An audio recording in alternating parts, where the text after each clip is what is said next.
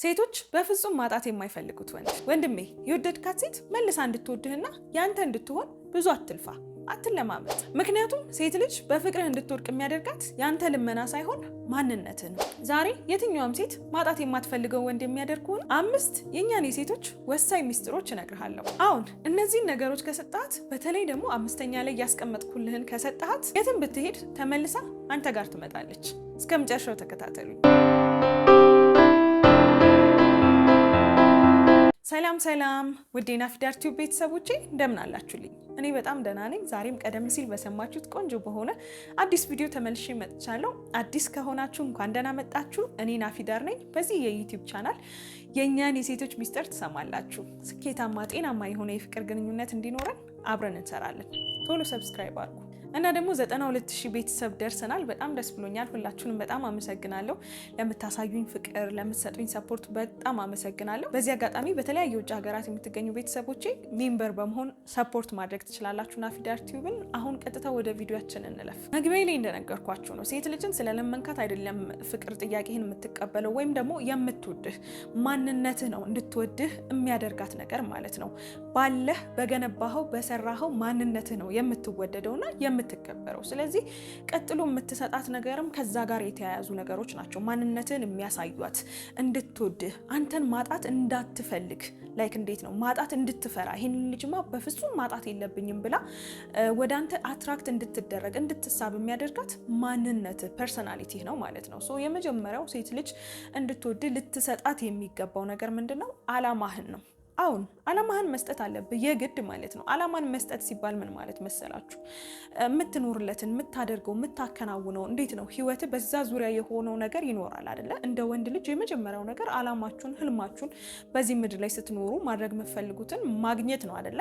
አክቹአሊ ሴትም ልጅ ሁላችንም ሰዎች እዚህ ምድር ላይ የመጣ ነው የሆነ ነገር አድርገን አሳክተን ለመሄድ ነውና ያንን አላማችንን በገባን በተረዳነው መንገድ መኖርና ለማሳካት መሞከር ይጠበቅብናል አይደለ?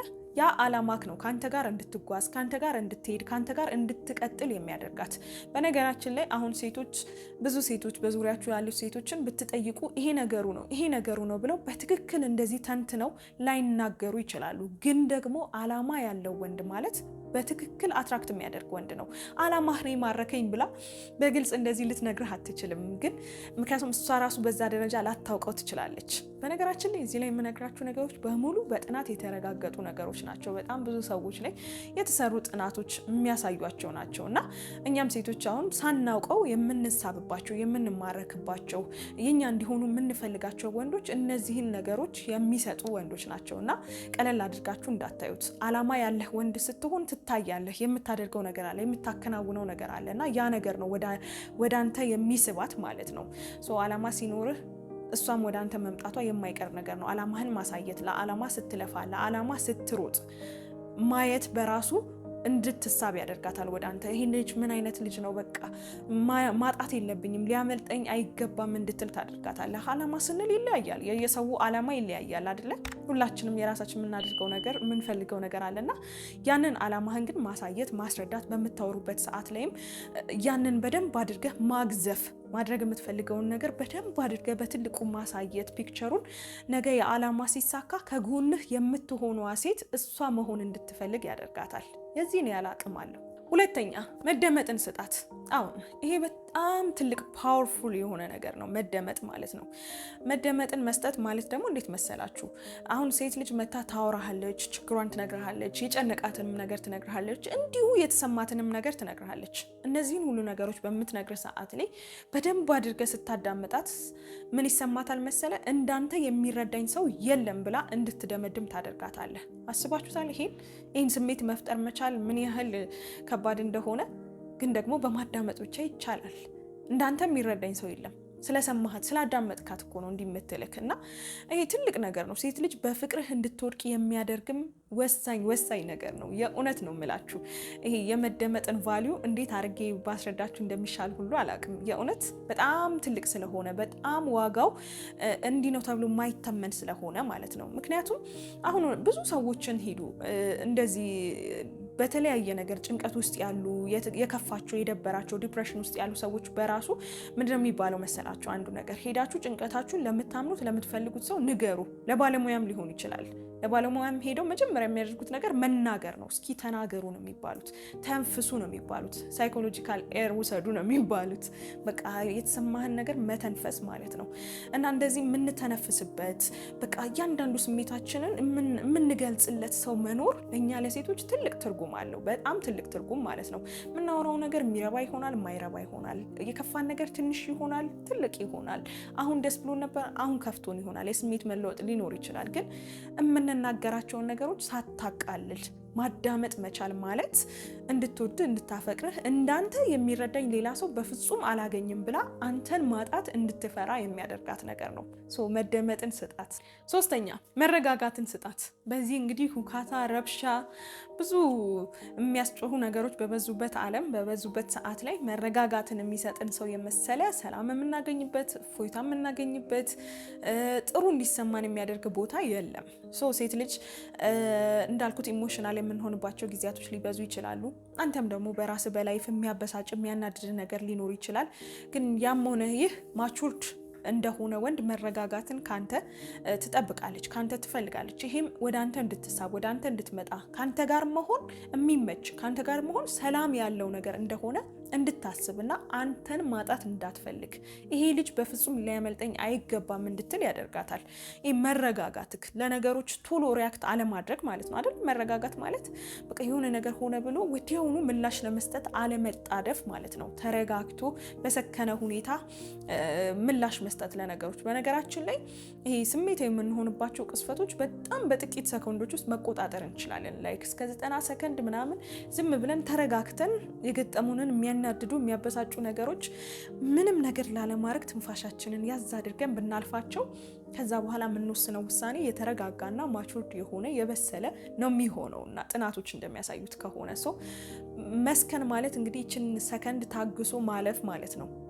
በእነዚህ ሰከንዶች ውስጥ ግን ታግሰ ከማለፍ ፋንታ የሆነ አክሽን ብትወስድ ያ አክሽን ደግሞ ሌላ አክሽን እየሳበ የሆነ ድብልቅልቅ ያለ ነገር ውስጥ ራስን ታገኘዋለህ። እና መረጋጋት ሌላኛው ሴት ልጅ የሚማርክ ወደ አንተ እንድትቀርብ የሚያደርግ መቅረብ ብቻ አይደለም፣ ቀርባ ደግሞ እንዳትርቅህ ይህንን ሰው ማጣት የለብኝም እንድትል የሚያደርግ ልትሰጣት የሚገባው ትልቁ ነገር ነው ማለት ነው። አራተኛ ላይ ደርሰናል። ድንበርህን ስጣት። አሁን ድንበርህን መሰጠት ያለበት ነገር ነው። ድንበር ግድ ነው፣ ያስፈልጋል። እስካሁን ከሌለህ ግድ ነው። ምን ማለት መሰላችሁ? ድንበር የማትስማማበት እኔ ሴንስ የማትደራደርባቸው ነገሮች ማለት ነው።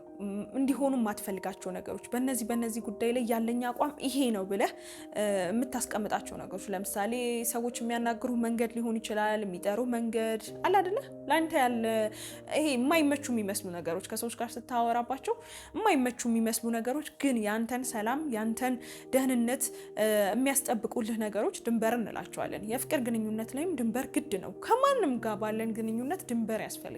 ሰዎች ድንበራችንን አልፈው እንዳይመጡ ልንነግራቸው ይገባል። ድንበርህን ልትሰጣት ይገባል ማለት ድንበርህን ልታሳውቃት፣ ድንበርህን ልትነግራት፣ ድንበርህን እንድታከብር ልታደርጋት ይገባል። ብዙዎቻችሁ የምታስቡት የፍቅር ግንኙነት ላይ ስለወደድካት ስላፈቀርካት እሺ ማለት እንዳለብህ ነው። እውነታው ግን እሺ ስላልክ አትወድህም። እሺ ስላልክ ሁሉን ነገር ከኋላ ስለተከተልክ የምትወድህ እንዳይመስልህ። በተቃራኒው ነው። በጣም ትሰለቻታለህ፣ በጣም ትደብራታለህ። ብዙ ጊዜ ምን ይባላል መሰላችሁ? እንደውም ሴት ልጅ ናቅናቅ የሚያደርጋትን ላይ ካል አይደለ የሚኮራባትን ወንድ ነው የምትወደው እንጂ በቃ የሚወዳትን ለእሷ የሚያስብላትን የሚንከባከባትን ወንድ አትወድም ይባላል። እውነታው ግን ይሄ ነው። አሁን የምነግራችሁ ኮንሰፕት ማለት ነው። የሚወዳትን የሚንከባከባትን ሳይሆን ከመጠን በላይ ሾ የሚያደርጋል አይደለ? ከልቡም ይሆናል በእርግጥ ግን ከመጠን በላይ እሺ የሚል ከመጠን በላይ እንክብካቤ የሚያበዛ ከመጠን በላይ ካላገለገልኩ፣ እኔ ካላደረግኩልሽ፣ እኔ እንዲህ ካልሆንኩልሽ የሚል አይነት ወንድን ሴት ልጅ አትወድም። እውነት ለመናገር በተቃራኒው ደግሞ ናቅናቅ ሲያደርጋት ነው የምትወደው የሚለው እሱ ተጋኗል። ግን ደግሞ ምን አይነት ወንድ ነው የምትወደው? ድንበር ያለው የሆነ ነገር አላደርግም የማለት ድፍረት የማለት ኮንፊደንስ ያለውን ወንድ ትወዳለች። የቱንም ያህል ፍቅር ቢይዘው የቱንም ያህል ቢወዳት አንድ ወንድ ልጅ የማያምንበትን ነገር አላደርግም ብሎ ደፍሮ ለእሷ መናገር ካልቻለ ትወደኛለች ብሎ ቢያስብም አይሰራም። ለምን እሺ ማለት ሁሉ ጊዜ እሺ ማለት እሷ የምትለውን ነገር መቀበል ብቻ አያስወድድህም። የአቋም ሰው አለመሆንህን፣ በራስህ አለመተማመንህን፣ መሪ መሆን አለመቻልህን ነው የሚያሳያት። ይህን ስል ሁሉን ነገር እምቢ ማለት አለብህ አይደለም፣ ግን የማታምንበትን ነገር አይ አልፈልግም፣ አይ አላደርገውም፣ አይ በዚህ ምክንያት አይሆንም የማለት ድፍረት ከሌለ ምኑን መሪ ሆንከው? ተግባባን? ስለዚህ በተቻላችሁ መጠን ድንበራችሁን አስጠብቁ፣ ድንበራችሁን አሳውቁ። ከዛ በኋላ የሚኖራችሁ ግንኙነት ጥሩ ይሆናል። እናንተም ደግሞ የእሷን ድንበር ታከብራላችሁ ማለት ነው። 5ኛ ደህንነትን ስጣት። አዎ ይሄ ጊፍት ከሁሉም የበለጠ ነው። ለምን እንደሆነ ታውቃላችሁ? ደህንነት ሲባል አሁን ብዙዎቻችሁ የምታስቡት ይሄ ፈርጣማ ጡንቻ አለ አይደለ? የሆነ ሰው ማንም እንዳይጎዳት ልጠብቃት ምናምን አይነት ነገር ነው የምታስቡት አይደለ? በተለይ አሁን ባለንበት ሰዓት ግን መጀመሪያ ልትጠብቃት የሚገባው ከራስ ነው። አሁን ካንተ ከራስህ መጠበቅ አለብህ። አንተ ራስህ እሷን እንዳትጎዳት ምን ያህል ትጠነቀቃለህ? አሁን ላይ ያለው ጉዳት ያው መጠኑ ብዙ ነው አይደለ? ከፊዚካል ጉዳት ጨምሮ ኢሞሽናሊ ጉዳት ማድረግ፣ አታክ ማድረግ፣ ዝም ብለህ ስሜቷን ራሱ አለመረዳት፣ አብረሃት ሆነ ሲከፋት ሲደብራት አለመረዳት ራሱ እኮ መጉዳት ነው፣ ደህና እንዳትሆን ማድረግ ነው። ስለዚህ እባካችሁ ወንዶች የፍቅር ግንኙነት ላይ ስትገቡ ቀለል አድርጋችሁ አትዩት፣ ሬስፖንሲብል ሁኑ። ደህንነት እንዲሰማት የማድረግ ኃላፊነት አለባችሁ። እናንተ የምታደርጓቸው እያንዳንዷ ነገሮች እሷን የሚያስሸብሩ የሚያስጨንቁ፣ ከእናንተ ጋር ስትሆን ሰላም እንዳይሰማት፣ እንድትደነግጥ፣ እንድትረበሽ የሚያደርጉ መሆን የለባቸውም። ይሄ ከሆነ ምኑን የፍቅር ግንኙነት ሆነ? ከእናንተ ጋር የምትለይበትን ጊዜ ነው እንጂ የምታስበው በቃ ይሄ ሰው ከኔ እንዳይለይ ምናምን የሚል ሀሳብ አይኖራትም ፕሊስ። ስለዚህ በተቻላችሁ መጠን ከራሳችሁ ጠብቋት። መጀመሪያ ይሄ ከሌላው ሰው ማናየብኝ ማነካት ምናምን ይቆይላችሁ። መጀመሪያ አጠገቧ ያላችሁት እናንተ ናችሁ። ከማንም ሰው በላይ ልትጎዷት፣ ልታስቀይሟት፣ ህይወቷን የማይሆን ነገር ውስጥ ልትከቱ የምትችሉት አንደኛ እናንተ ናችሁ እና ከእናንተ ጠብቋት። ከእናንተ መጥፎ ሀሳብ፣ ከእናንተ መጥፎ ምኞት፣ ከእናንተ ወደ ተሳሳተ መንገድ የሚሄድ ሀሳብ ጠብቋት መጀመሪያ። ያንን በምታደርጉበት ሰዓት ላይ ከእናንተ ጋር መሆን ሰላማዊ እንደሆነ ይሰማታል፣ ምቾት ያለው ደህንነቷ እንደተጠበቀ ይሰማታል እና በዛ ሰዓት ላይ እናንተም የምትፈልጉትን ሰላም፣ እናንተም የምትፈልጉትን ህይወት በሙሉ ትሰጣችኋለች እና ፕሊስ ደህንነቷን ጠብቁላት። ከእናንተ ጋር ስትሆን ምንም እንዳይነካት። ይሄ ስሜት እናንተ ጋር እንዳለ አውቃለሁ፣ ግን ወደ ውጪ ነው የሚወጣው። በቃ ትጠነቀቃላችሁ፣ ትይዟታላችሁ፣ መኪና እንዳይገጫት ወክ እያደረጋችሁ በዛ በኩል ታረጓታላችሁ። ግን እናንተስ የዚያን ያህል ትጠነቀቁላታላችሁ? ለምትናገሯት ነገር፣ ለምታሳዩት ነገር፣ ለምትጠይቋት ጥያቄ የማትፈልገውን ነገር እንድታደርግ። ስለዚህ ፕሊስ ከራሳችሁ ጠብቋት መጀመሪያ። ትክክለኛው ጥበቃ ከራሳችሁ ነው። ምክንያቱም ሌላው ሰው ውጪ ነው ሊጎዳት የሚመጣው ከውጪ ነው። እናንተ ግን ውስጥ ናችሁ፣ ቅርቧ ናችሁ፣ አጠገቧ ናችሁ እና ይህንን ነገር በዚህ መልኩ ብትረዱት ለማለት እፈልጋለሁ። የዛሬው ቪዲዮ ይህንን ይመስል ነበር። እስኪ ከነዚህ ከ5ቱ እናንተ ስንት አሟልቷችኋል? ምናልባት ከዚህ በፊት በነበራችሁ የፍቅር ግንኙነት ሊሆን ይችላል፣ አሁን ላይም ባላችሁ የትኞቹን አሟልታችኋል? ራሳችሁን ስትገመግሙ እስኪ ኮመንት ላይ ጻፉልኝ። እዚህ ድረስ ቪዲዮን ካያችሁት በእርግጠኝነት ወዳችሁታል ማለት ነው። ላይክ አድርጉት። አደረጋችሁ? በጣም አመሰግናለሁ። በቀጣይም በሌላ ቆንጆ በሆነ አዲስ ቪዲዮ ደግሞ እንገናኛለን። እስከዛው ግን ናፊዳር ቲዩብን ሰብስክራይብ ካላደረጋችሁ ብዙ የኛ የሴቶች ሚስጥር አምልጧችኋል።